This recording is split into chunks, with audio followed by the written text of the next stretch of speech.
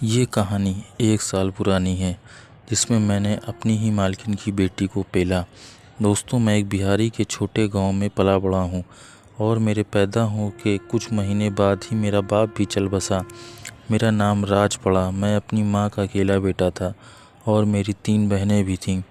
हम बच्चे धीरे धीरे माँ के ऊपर अब बोझ बनने लगे, जिसके बारे में सोच मेरा दिमाग घूम जाया करता था। तभी एक दिन मेरी मुलाकात एक भैया से हुई, जिन्होंने मुझे मुंबई के बड़े से मकान में नौकर का काम करने के लिए प्रस्ताव दिया। मैं जैसे तैसे अपनी माँ और बहनों को राम भरोसे गांव में छोड़ पैसे कमाने शहर आ गया। मेरी मालकिन की एक ही बेटी थी, जिसका नाम पूजा था। उसे मैं छोटी मेम साहब कहता था और जब हमें समय मिलता तो हम खेल भी लिया करते थे। अब मुझे उनके यहाँ काम करते हुए 6 साल हो चुके थे और मैं 19 साल का हो चुका था। मैं समय समय पर अपने गांव में माँ के पास रुपए भी भेजा करता था। सब कुछ ठीक ठाक चल रहा था, पर अब मेरी जवानी की दस्तक ने मेरी आने वाली पूरी ज़िंदगी ही बदल दी। मैंने कभी लड़की के स्पर्श को महसूस नहीं किया था, हालांकि पेलने का सारा ज्ञान मेरे दिलो दिमाग में बसा हुआ था। एक दिन मेरी मालकिन 1 महीने के लिए अपने किसी काम से बाहर गई हुई थी और इस बीच अब घर में मैं और उनकी बेटी पूजा ही अकेले रह गए थे। छोटी मेम साहब भी काफ़ी बड़ी हो चुकी थी और उम्र में मुझसे सियानी भी। एक दिन नहाने के बाद छोटी मेम साहब पूजा का कॉलेज जाते वक्त तो उसने मुझसे कहा, राज, आज मेरा मन नहीं है कॉलेज जाने का। मैं, क्यों छोटी मेम साहब, चली जाइए। पूजा, नहीं, बस सोच रही थी क्यों ना आज कुछ वक्त तुम्हारे साथ गुजार लूँ। इस पर मैंने बस चुप्पी मारी ली और शांति से अपने कमरे में चला गया। मैं समझ चुका था कि छोटी मेम साहब के दिमाग में अब कुछ और ही चल रहा है, पर मेरे अंदर शुरुआत करने की ज़रा सी भी हिम्मत ना थी। इतने में छोटी मेम साहब मेरे कमरे में आई। उसने केवल नीचे तौलिया पहने हुआ था और ऊपर हल्का सा कोई कपड़ा ओढ़ा हुआ था। मैं पूजा को देख पगला गया और शर्म के मारे अपनी मुंडी घुमा ली। इतने में उसने मेरे चेहरे को अपनी तरफ घुमाते हुए अपने ऊपर वाले कपड़े को उठाते हुए कहा, मैं जानती हूँ तुम मुझे चुपके चुपके देखते हो, तो लो, आज कुआं खुद चलकर प्यासे के पास आ गया है। मैं उस वक्त कहता भी तो क्या कहता। मेरे सामने जो 2 मोटे मोटे चांद से भी गोरे चूचे जो लटके हुए थे, मैं सीधा खड़ा हुआ और पूजा के होठों को चूसते हुए उसके दोनों चूचों को भी खींचने लगा। कुछ देर बाद मैं थोड़ा नीचे की ओर आया, मुंह में भर भर के दोनों को चूसने लगा।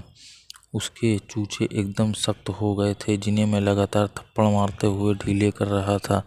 अब धीरे धीरे मेरा हाथ उसके तौलिया तक पहुंचा और मैंने आखिरकार उसकी तौलिया को खोलते हुए देखा कि उसने अंदर पैंटी भी नहीं पहनी हुई थी।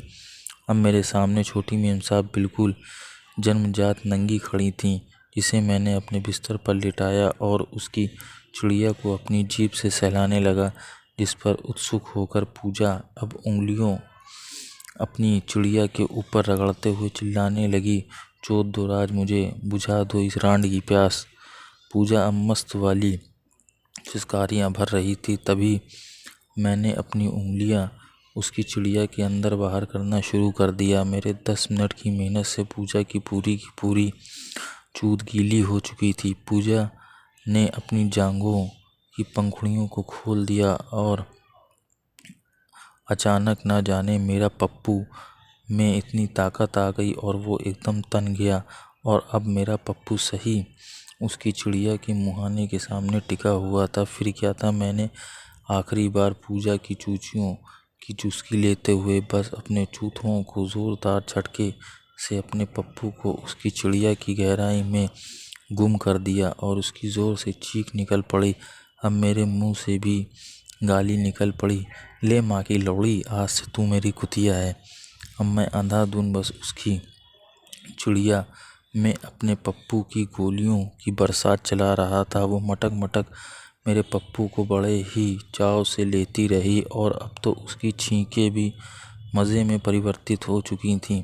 मैंने अपने पप्पू का मुठ भी अपनी पूजा रांड मेम साहब के ऊपर ही डाल दिया और लगभग 1 महीने तक मैंने उसे 50 से ज़्यादा बार चोट चुका था। मैंने 1 महीने में उसकी चिड़िया इतनी ठोकी, इतनी बजाई कि उसके चूथड़ों का नाप 28 से 32 हो गया, जिससे मेरी मालकिन के आते ही हमारी रंगरलिया के बारे में पता चल गया और उन्होंने अपनी इज्जत बचाने के लिए अपनी बेटी पूजा की शादी मेरे साथ करवा दी। अब मैं इतना अमीर हो चुका था कि मैंने अपनी तीनों बहनों की शादी कर दी और अपनी माँ के साथ सुखद जीवन बिता रहा हूँ। दोस्तों, आज हम पति पत्नी हैं और जुदाई के मामले में पूजा आज भी मेरी कुतिया है। तो दोस्तों, कैसी लगी ये आपको कहानी? अगर पसंद आई हो तो प्लीज़ चैनल को लाइक कर दीजिए, सब्सक्राइब कर दीजिए और बेल आइकन बटन को दबाना मत भूलिएगा, ताकि इस तरीके की लेटेस्ट वीडियो और स्टोरी आपको डेली मिलती रहे। मिलते हैं नेक्स्ट वीडियो में।